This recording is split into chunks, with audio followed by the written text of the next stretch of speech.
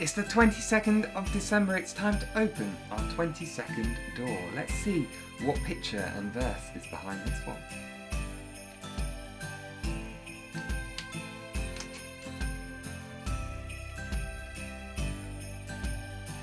We've got a picture of a city and what looks to be silhouettes of Mary and Joseph. And Mary is on a donkey. The Bible verse is Matthew chapter 2 verse 13. Arise and take the young child and his mother and flee into Egypt and stay there until I tell you. They've been warned that the King Herod, is not very nice and that he's trying to find this new king who's going to, in a way, dethrone him. He's very scared, so he wants to kill all the babies. And so they've been warned so that Jesus is safe, that they must flee to Egypt.